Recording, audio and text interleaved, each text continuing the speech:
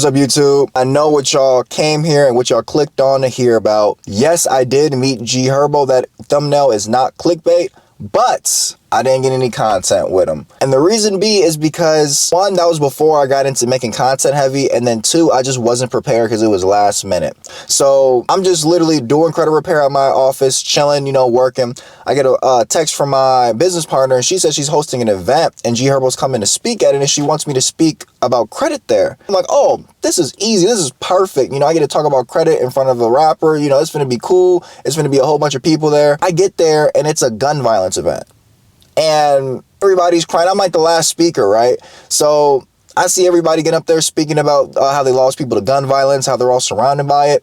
Me personally, I don't have any history related to gun violence, y'all. So I didn't have nothing to speak about related to the gun violence. So I went up to my partner. I said, yeah, my head hurt. I can't really speak. My vision a little blurry. I can't do nothing right now because it's so inappropriate for me to speak about credit where everybody's crying about how they lost a family member. Even G Herbo, like he was, getting emotional talking about how he lost his brother to gun violence. Expect me to go after that speaking about, yeah, guys, make sure you have at least a 680 credit score with good history, about 4 revolving accounts so you can be able to get limitless funding. Like, no, I'm not finna do that. That's crazy. But yeah, so I missed out on an opportunity to get some great content, and shout out to my business partner for that because it was dope, meeting a rapper, and that was like probably one of the first celebrities I was meeting at the time, or influencers I was meeting at the time. It was really cool, kind of like stepping out my comfort zone, meeting, people that are at a higher caliber than I am, which was dope meeting him. And then also it was real dope that she shouted me out personally to him. So once everybody left, I'm on my phone working, I'm editing content on my phone, Instagram Reels and TikToks. And she went out her way to make sure me and G Herbo had an interaction. She was like, hey, Herb, that's the guy who repaired my credit, because I repaired her credit. She was like, hey, that's the guy who repaired my credit. You should talk to him. He came over, we chopped it up. We had a good conversation for about 5-10 minutes. We talked about what I do, how we got into rap. We talked about our cars, because, I got a C8. So he was like, oh, what kind of C8 you got? So we started talking about that type of stuff. And then we took a picture. So that's the only content that I have. But regardless, it was still a dope experience. But I know what y'all came here to see, what y'all want to hear. I changed the angle for y'all because this is a story time. So let me get a good angle. I'm new to this camera stuff on YouTube, y'all. Please don't hate me for it. I'm getting used to everything. I'm trying to get a good angle in here where the camera looks good because of the lighting and stuff. Okay, I think that's decent right there. Oh yeah, don't judge for the horrible camera quality. I'm gonna get better. I promise y'all. How going viral changed my life. Let's start at the very, very beginning. So first off, I was never into content. I was never a picture person. I was never a video person. I was a traditional blue-collar worker. I was always insecure to get in front of a camera. A lot of you guys could probably relate. I don't like my looks. And I'm not going to say that. I didn't like my looks, and I still don't like my voice. I really don't like my voice at all. That always kind of pushed me away from being in the camera because I didn't like revisiting those memories because I didn't like how I look in that moment. Not only that, grandparents played a pivotal role in my upbringing. That's actually how I got into construction. So I want to show y'all, I got a tattoo. Right? This is my family. Mathena's my grandparents' last name, and that measuring tape, that's from my grandfather. I've been doing the trades my whole life. He taught me pretty much everything. So I was always in that traditional mindset of, oh, if you're not working blue-collar jobs as a man, you're not going to get anywhere, and it's not real money. Internet money isn't a thing. That's kind of what my mind was wired towards. And it wasn't my grandparents' fault. That's just the generation they were brought in. And they never even forced that onto me. That's just something I naturally picked up. That's kind of like another reason on why it took so long for me to get into content and why I always shoved it away. Even if I'm gonna get my little brother in one of these vlogs, but I even was telling him and putting him on hey, that internet money, that's not real. You need a skill, which to an extent is valid. And I will get into that in another vlog, but you do need to balance both, having a skill and doing whatever, dream that you may have, whether that be acting or whether that be, being on the internet, whatever the case may be. But I am an advocate for having a skill. And you can have a skill in, technology, like being a website designer, cybersecurity, things like that. Editing, that's a great skill. Being a photographer. But regardless, that's besides the point. I'm spiraling, getting off topic. I was just stuck on that. You need to have a skill.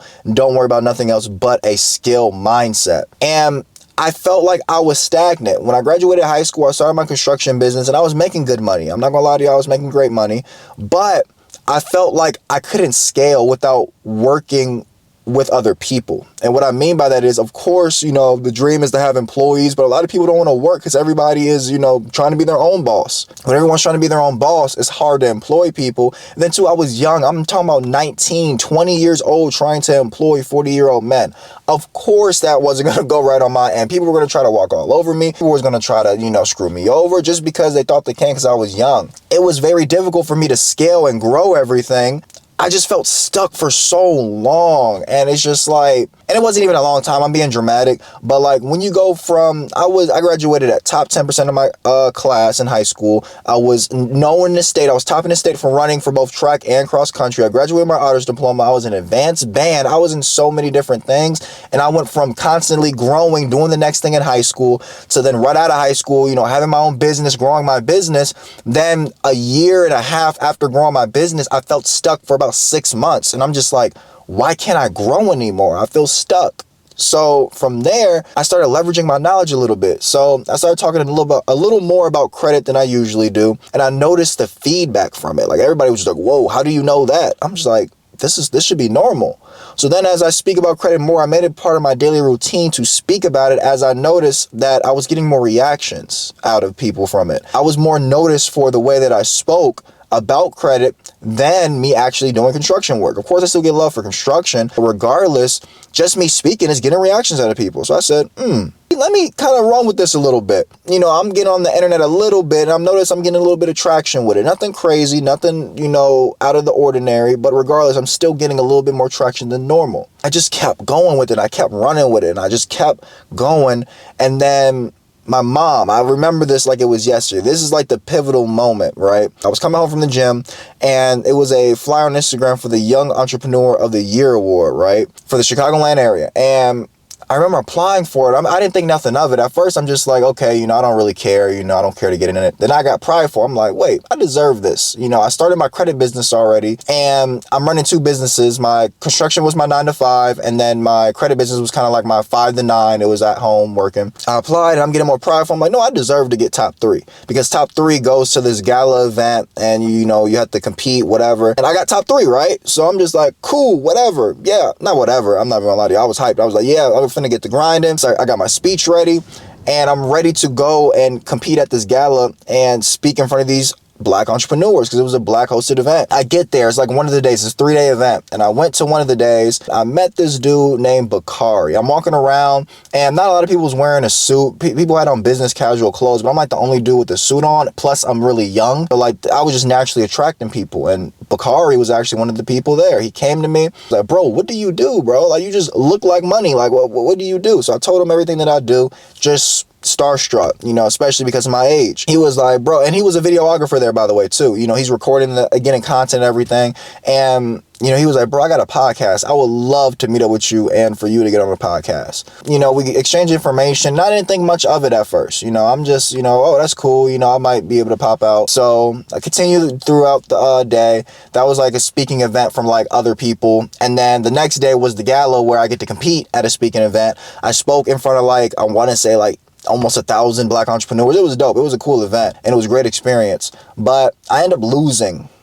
And not only losing, I got third. I don't want to get into it because I'm not going to hate on everybody that was there. It was most definitely not in my favor. I'm just going to say that, because I run 4 businesses, and it's funny, the people that voted for me there, I got them funding. Like, it was the group called, they have a business, a lawn care service. I got them $100K in funding. And it's like, nobody's doing what I'm doing at my age, but I'm not going to hate on it, you know, because I still won at the end of the day. And the reason why I say that is because God closed one door to open another, right? I believe that God put me there not to win that competition, but to meet Bakari. That's what changed my life. Winning that, you know, Young Entrepreneur of the Year award, that would have been great and all, but the impact that would have had versus what the impact of Bakari's podcast had for me would not have been the same. Let me just go back to the story, because like it's crazy thinking about it. So again, keep in mind at this moment, I'm still balancing my 9 to 5 / construction, because I treat my construction business like a 9 to 5, and my credit business. It hasn't taken off yet. So I'm making slight content at the time, but it's not consistent, and I don't see consistent results. I go to Bakari's studio and we shoot the podcast, right? And it was a dope experience. Like, Bakari's just an amazing dude. I met his team at the time. We had the 20-minute podcast. It was dope. So when he got done editing it, he gave it to me. And I was just like, this is a dope podcast. I sent it to my family, my friends. They was like, bro, this is dope. You know, because it was dope. Made a clip, right? I said, let me post it on TikTok. You know, I'm going to do like a 40-second clip. The clip of a 20-minute video podcast, posted on my TikTok. Let me show y'all where it's at right now. And it hit 1 million in a week, y'all. Like that. I got one at 2.8 million, another one at 700K, another one at 214K. It's ridiculous. And on Instagram, I got 1.5 million. And when I tell y'all, that literally changed my life, because now I literally made a transition from being a construction worker to a full-time content creator and credit guy instantly. I mean, instantly. Again, instantly. And it just brought, it brings so much joy to my heart. And it just almost brings tears to my eyes that my life changed so quickly, to the point where I'm literally sitting in my dream car. I'm getting paid for recording content. Like, this is like unreal to me. And I'm changing not only my life, not only my family's lives, not only my friends' lives, but people like you that are watching my videos, people that are following me on Instagram, my mentees, like everybody's around me. Whoever's around me, their life is being changed for the better, which is so amazing. And that's literally my goal in life. And that's why I love construction so much. I love helping people redo their houses, because I love the look on their face when something is completely redone. I love seeing their face when I got a new kitchen, I got a new bathroom. Now I can do that in a greater way, in a way more, not attainable, what's the word? In a way more broad way, in the sense of I don't just have to spend 3 days to help one person, you know, or one family get joy out of something from me. I can go on the internet, make a 40-second clip, and change the lives of thousands of people, if not millions, which is so crazy to me. But I just gotta have a shout out to Bakari, man, because if it wasn't for him going out his way to speaking to me at the event, we would have never had that connection, and we would have never made that podcast. And that's what God put me in that room full of people for. God put it in my mom's heart to randomly send me that flyer. Like, it was so random on Instagram, and I saw it. I'm literally driving. Don't look at your phone and drive, people. But I'm at a red light, and I see my phone. I'm like, what my mom texted me? I'm like, I literally threw it to the side at first. I'm like, I'm not finna do it. Then I got home at night. I said, my pride got the best of me. I'm competitive. I'm like, okay, I'm gonna take a look at it. And that just translated into this. And what I wanted to tell y'all too, you know, of course, at the end of this, I'm gonna have my podcast after this yap session for y'all. I wanted to tell y'all is it's so important to do content. Like I said in the earlier this vlog, I was very, very camera shy, and I'm still am. I'm camera shy, and I don't like my voice. I don't like how I sound recorded. Everybody has that issue. Pick up a camera, please. Record your journey. Document something, because all it takes is one video for you to blow up. I talk to so many people who want to do content, who are just like stuck at like this point where it's like, I want to reach this point, then do content. For what? There's no reason that you should wait to do content, in my personal opinion, because I could have done the same thing. I could have been like, know what, I'm gonna wait to this, I'm gonna wait to that. And I was doing that at a point. I'm gonna wait to do a YouTube. It's no point of doing that, because people love the journey. People love seeing that, because that's what I love to see. I love seeing people grow. Like, the reason why Kai Cenat is so popular isn't because he's at the top now. It's because people can relate to when he was at the bottom and seeing him climb to the top. That's what's important, and that's what makes him so lovable. That's his character development. When I watch shows, my best friends can attest to this. I love seeing character development, the character changing in some way, shape, or form. It's like, when you're on the internet, you're basically kind of like your own TV show in a way. And you got to be proud of that every single moment. That one clip changed my life. 40 seconds from a 20-minute podcast changed my life. What's stopping you from doing the same thing? Record yourself for a day, right? You have 4 hours worth of content. One 40-second clip from that 4-hour vlog that you made could literally make you go viral. That can blow you up overnight. And now you can see tens of thousands of dollars a month in reoccurring revenue because you capitalized off of it. I can't stress it enough how much that changed my life. I'm literally sitting in my favorite car. Like, this is my dream car that I'm in. I have a chain. Like, I would have never thought I would have a chain, a credit card chain. That's so ridiculous. Like, I'm living a life like a rapper. I feel like a rapper at times off of just content, y'all. It's coming from a guy who did not believe in content whatsoever. I was not a content guy. I was not heavy on the make sure you pick up a camera and take pictures. I was never on that. It says a lot coming from somebody like me. Like, I don't have pictures of me when I was like doing construction because I didn't care to take pictures. I don't have videos of me doing it. I got a couple, but nothing crazy. That was just my family recording me because they want to record me. It's just unreal that this is happening to me, and this is my lifestyle now. Like, I'm able to network with big social media influencers. I'm able to network with rappers, celebrities. Like, I never thought that I'd be able to be in this position, and it was all because of a camera. And I wanted to get on here and just let y'all know my story on my transition from being a construction worker to being a full-time content creator and credit guy, all because of content. And you can look at everybody else, especially if you want to be in a credit space, the biggest to doing it right now, they're making content. That's the factor, you know, because you got to understand content is marketing. So you can be the best in the world, best credit repair specialist. You can get people millions of dollars worth of funding. If nobody knows you, you're not gonna get no clients. You don't gotta be no type of way to be on the internet. You can just be yourself. And that's the best part, is to be yourself. Because I had that ideology where it's like, man, I gotta make sure I act a certain way. I gotta make sure, you know, I present myself a certain way, which I do, of course. I'm not gonna get on here acting a fool, but regardless, it's not to the point where I gotta put on a character. I'm not on here putting on a character. The way I speak is the way I speak. The things I say are the things that I say. Sometimes I would hold back from doing crazy stuff, because that's, you know, that's not stuff that everybody needs to see. But regardless, I'm still being myself. Truthfully, it's to the fullest extent of me.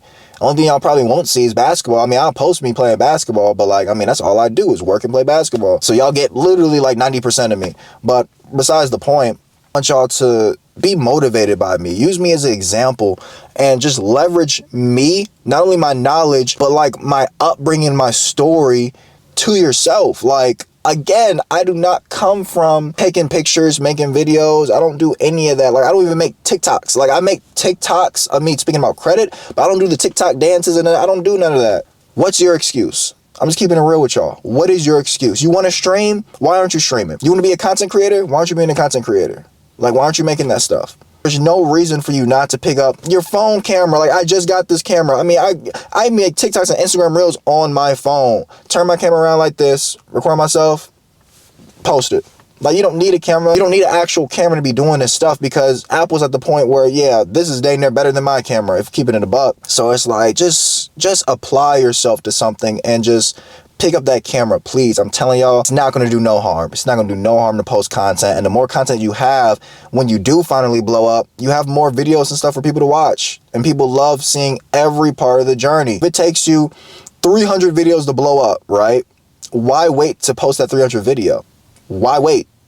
If it takes 300 videos for you to blow up, why take forever to post 300 videos? Because if I were to tell you it takes you 300 videos to blow up, you're going to post a video every day. You might post multiple videos a day to hurry up to get to that 300 mark, right? So think of it just like that. And not only that, once you get to 300 and you blow up, if you only have, 5 videos, so let's say it takes you 5 videos to blow up, people are going to get sick of you quick because they can watch 5 videos in a couple minutes. Versus if you get to 300, now they're going to stay and they're going to build a connection with you because they have all these videos to go through. And man, I like this video. Oh, I really like his personality. You know what? I'm going to subscribe. I'm going to follow. I'm going to keep up with his content because he has 300 videos and I like pretty much all of them. They can build more of a connection with you.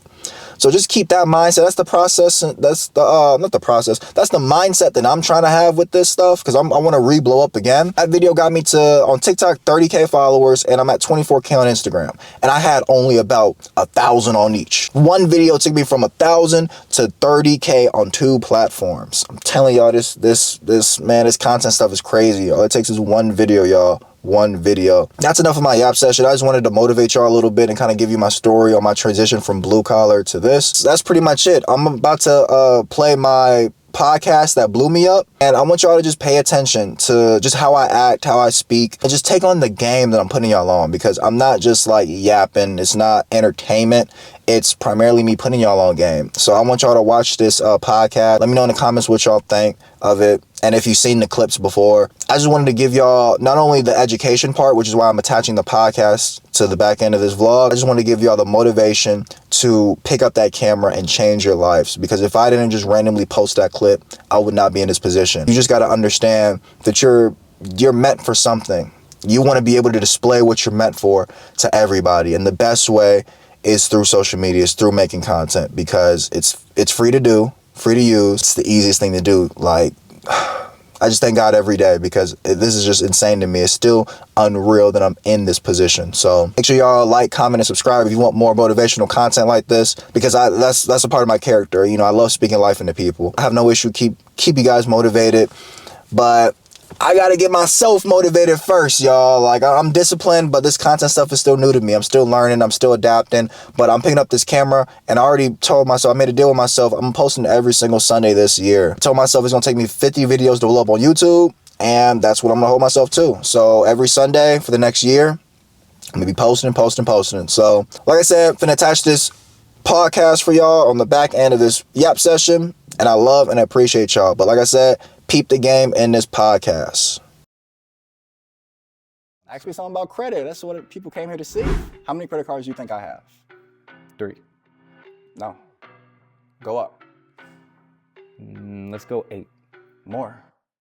I have 29 credit cards. At a young age, I realized in order to make money, you have to know how money moves. As an entrepreneur, you have to be comfortable investing not only in yourself, but investing in others. And you invest in yourself by picking up a book, studying, going on YouTube. There's knowledge everywhere.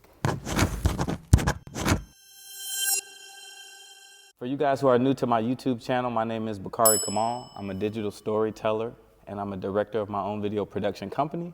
And I'm here to talk to Jeremy Lander.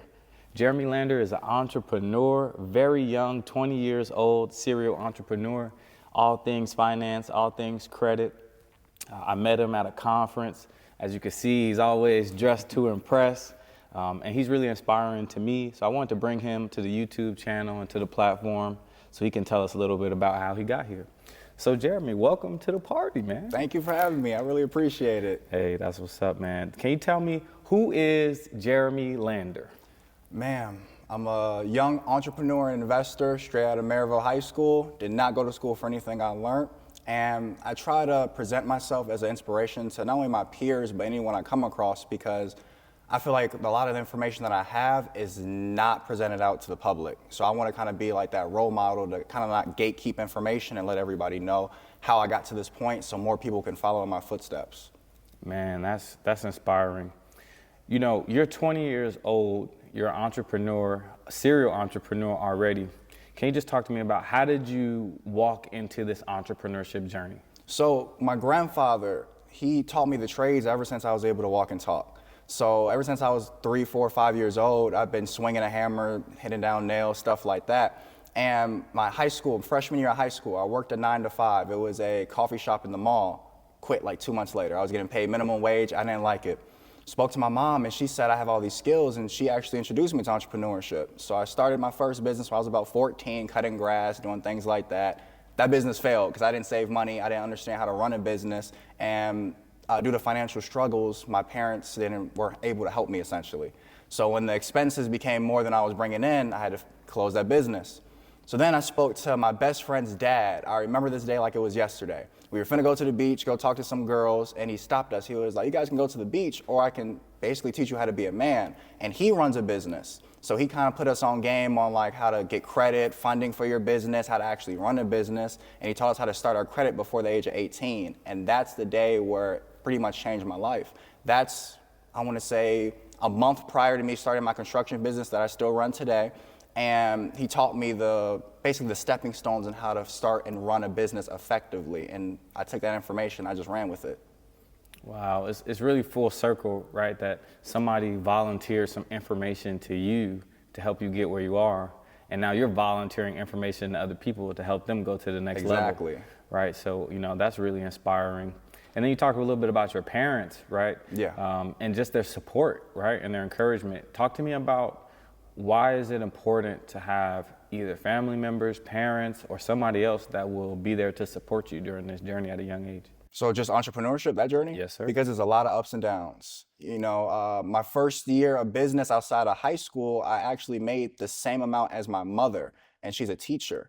And I wouldn't be able to do that without her, because it wasn't just 1 month I made all this money or it was consistent amount of money throughout the month. There was months where I was in the negatives and I wanted to quit. But with her support, she helped me. She put a roof over my head. She still fed me. She didn't look at me any different just because I was failing. And when I used to get in my head a lot saying, oh, this business is gonna fail. I haven't made money in 2 months. What's gonna happen? She stood there and said, no, things are gonna, turn around. You just have to be patient and consistent.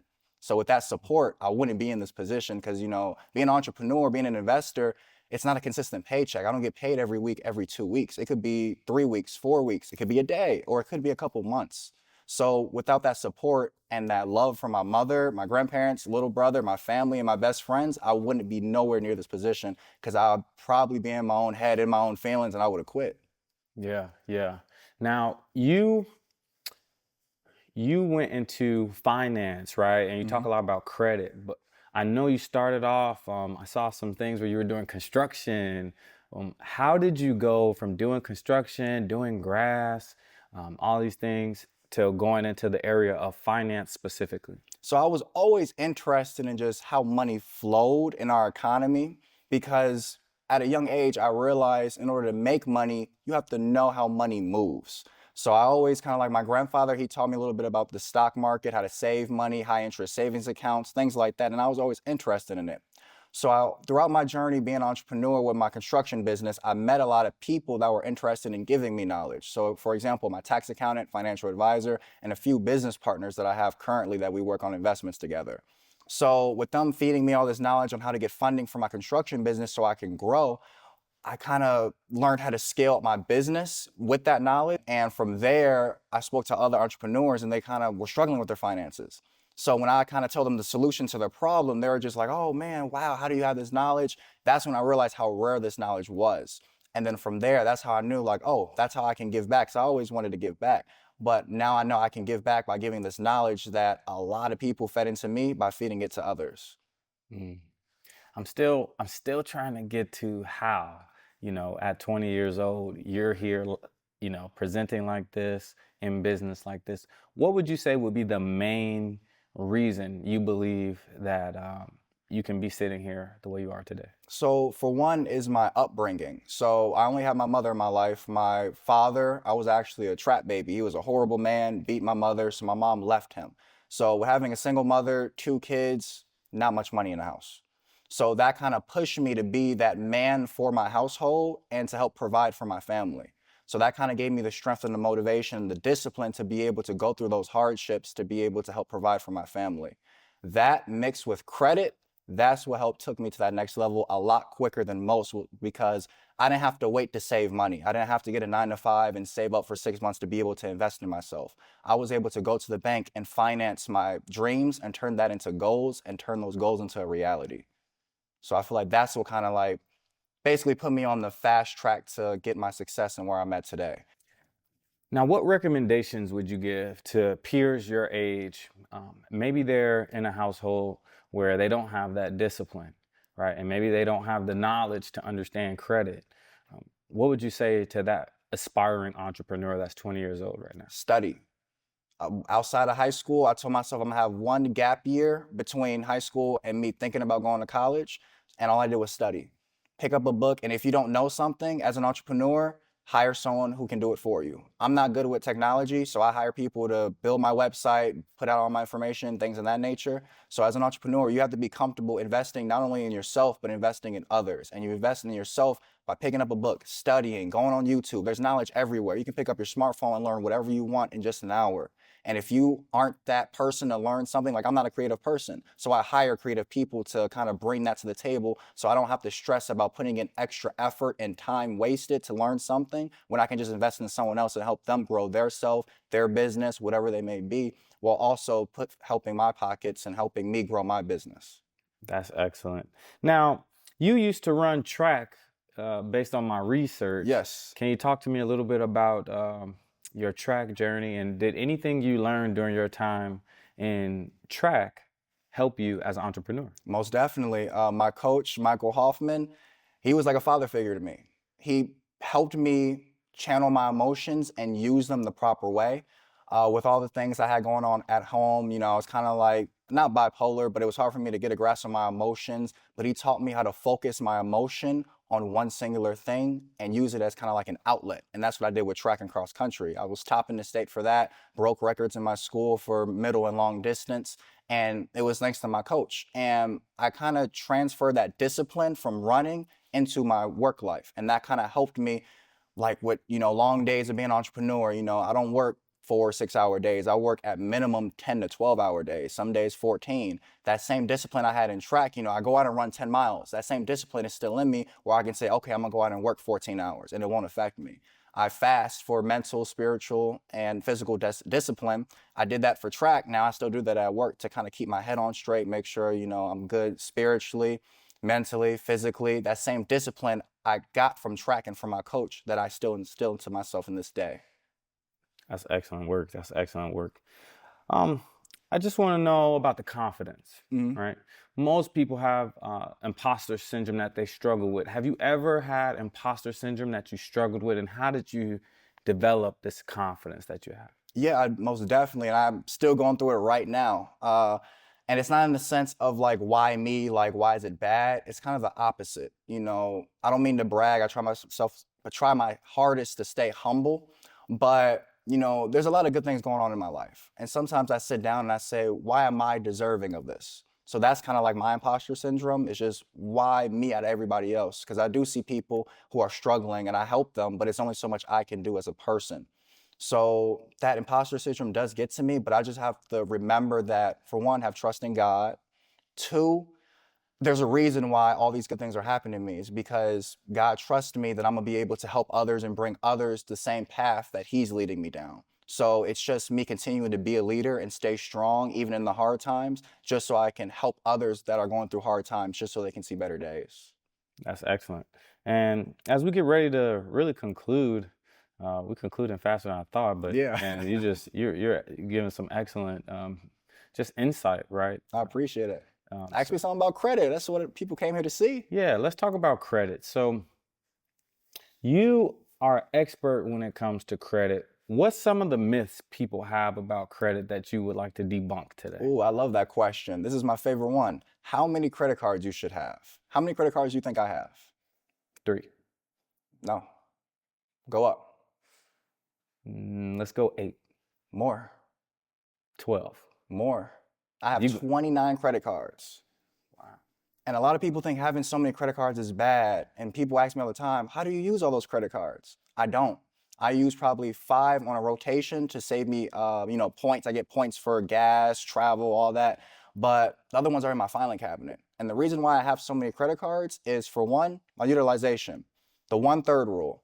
You can't use over 30% of your total limit on credit cards, or else it's going to hurt your credit, because the banks only give money to people who don't need it. So if you're using a whole bunch of credit, they're not going to trust you with new credit because you already owe so many other people money.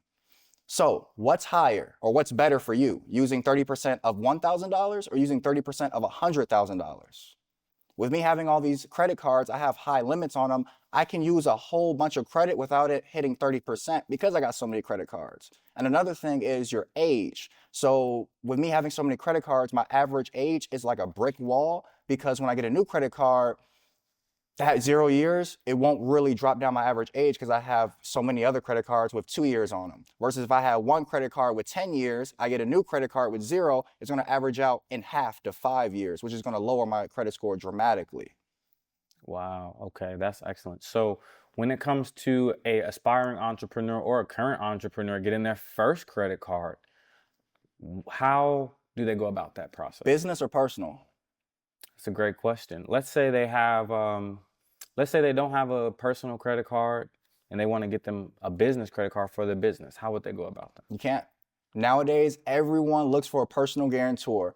And that's another myth. A lot of people think, oh yeah, I want to get a car with no personal guarantee. No, there's really no loan you can get without a personal guarantor now. So without any personal credit, it's very difficult to get business credit. If you have an auto loan, you have a mortgage, other forms of credit outside of credit cards, you have a higher chance of getting it if you didn't. But like for someone that's 18, 19 years old with no auto loan, one credit card, it's very, very difficult to get business credit, because they're going to look at your personal side and say, hey, your business is new, you need funding. So if your business can't pay us debt, then you have to pay it. So if you don't have any history to show that you can pay off the debt, they're not going to approve you for anything. So my advice for any new or current entrepreneurs looking to get funding for their business is to, for one, get a 700 credit score. And you do this by using credit. People are afraid to use their credit. Exercise your credit the same way you go to the gym and work out, the same way you read the Bible to, up your faith, whatever you do. Same thing. Exercise and use your credit. Don't be afraid of it. As long as you pay back borrowed funds, which is the definition of credit, you're going to build your credit, and then that's going to lead you to the door of business credit. Excellent, excellent. So let's say someone has a credit score, they work on it, they get it to 700, they got their credit on the personal side. Now they're ready to jump into business credit. How do they go from 0 to 29 business credit cards? How do they go about that process? Apply. People are afraid to apply. Do not be afraid. Once you get about a 700 credit score, you have about, I'd say at least 3-4 credit cards that you use on a daily. I mean, I only use my credit cards. I only use my debit card to pay off my credit cards. So once you kind of instill that discipline of using credit, paying it off, using it, getting that history, just apply for a business side. The same way you do on the personal side. Just apply for the business end. And when they ask for your gross revenue, bump it up a little bit. That's a little secret. It says gross revenue. As an entrepreneur, you don't know how much you're going to make. There's no salary. So when they ask you, oh, how much is your business seated to make? If you're seated to make 20, say 40. If you're seated to make 40, say 80. Raise it up a little bit because you don't know how much you're going to make. But just apply for the business credit cards. And if you want to get into like big loans for your company, you have to be at least 2 years incorporated or have an LLC in good standing for 2 years before you can get a business line of credit of $50,000, high limit credit cards, things like that. But if you're just starting out and you're under 2 years, just apply every 30 days for a new business credit card. Go through Amex, Chase, Wells Fargo, First Financial, KeyBank. Just go to a bank every single month and get approved, and keep doing that every 30 days or so. Excellent, excellent. So let's say, okay, we got business credit cards, right? But let's say we want to explore other options of funding. What does it look like to do grants or get a business loan? Talk to us about what are some of the other options and what your preferences are for a new business owner. So I don't know much about grants, but I do have a grant writer working for my company. And I just know grants that are money you don't have to pay back for anyone that doesn't know, as long as you use them like how you said you were. So with a grant, you have to kind of have like an application. You let them know how you're going to allocate the funds to your business. So for you to not pay the money back, you have to get the money and use it exactly how you told them they're going to use it. That's as much as I know about grants personally. Going to business funding. My favorite type of business funding is a business line of credit. A lot of people don't know about it. A business line of credit is one of the only loans or forms of credit you can get that's just liquid cash. So for example, an auto loan, you can only buy a car with it. A mortgage, you can only get a property with it. Business line of credit, you can wire however much that amount into your bank account or pull it out in cash. So if I need $20,000 for equipment, an investment, paying contractors, whatever I want, I can buy a car with a business line of credit. I just go to the bank and say, hey, I need to make a withdrawal of $50,000 from this business line of credit, and you pay it back like a credit, but you have cash. And another plus is whatever term it is, most business lines of credit is like 5 or 6 years. You can make interest-only payments until the end of the business line of credit term, which is 5 years. Then it goes into a term loan where you pay it back similar to like an installment, like an auto loan or a mortgage, until you pay it off. But the first 5 years, you can only pay interest, which saves you a lot of money. So if your interest rate is at 10% and you take out $50,000, you can pay $500 a month to keep the credit in good standing. But for $500 a month, I have $50,000 liquid that I can invest in whatever I want. Okay, that's excellent. Man, you dropping some gems, man. We not gonna give him everything, man, because he dropping real knowledge. Tell us what type of services and things do you offer in your business? Tell us more about your business so people can know what you do. Yeah, so my financial literacy program is Better Finance Today. You can find me on my website at betterfinancetoday.net.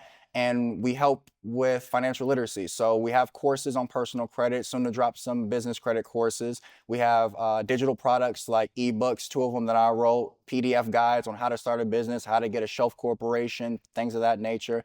And we also do services like credit repair, grant writing, and business funding, where we help teach entrepreneurs how to get the funding, help them if they need credit repair, if they need to know how to invest it, what to do exactly. We help coach them to not only get the funding, but how to use it properly as well. Excellent, excellent, excellent. And last question before we wrap up. What does digital storytelling look like for you? So how do you show up in the digital space on social media and tell your story to help build your business and your brand? So right now, everything I do is pretty much word of mouth. I'm not very tech savvy. I kind of put out a little bit of videos out there. I want to say the ending of last year, 2023, in about November range. But now I plan in the summer to start, of course, telling my story, similar to this podcast, but of course more in detail. But, there's a certain kind of persona that I learned that you have to be on social media with. So I'm making some investments to be a little bit more flashy because I'm kind of conservative. I don't like to spend money like that, but I am making some investments so I can get people's attention right away. So when they, see me on TikTok, see me on Instagram, they can have something eye-catching and then hear me tell my story. And I'm gonna try my best to stay professional as possible. When I see people on social media, a lot of times they either give them a portion of the pie, they don't tell you like full circle on how to do things. They tell you something illegal that either they don't know about or they just want a quick, double tap on the screen. So they tell you that way. Or it's not humble, they're braggy. I still want to present myself as the young businessman that I am. I'm still going to pull up in suits. I might be in a $80,000 car, but regardless, I'm going to be in a suit that's almost as valuable as that car to show people, there's other ways to make money other than scamming, rapping, fast money, whatever they think of. You can be a businessman and still be just as successful as, the rappers you see with the whole bunch of chains, the 100K watch. There's still other ways to make money. Excellent, excellent. Well, Jeremy, it's been a pleasure. This has been a great time. We're gonna have to definitely do this again. Most definitely. And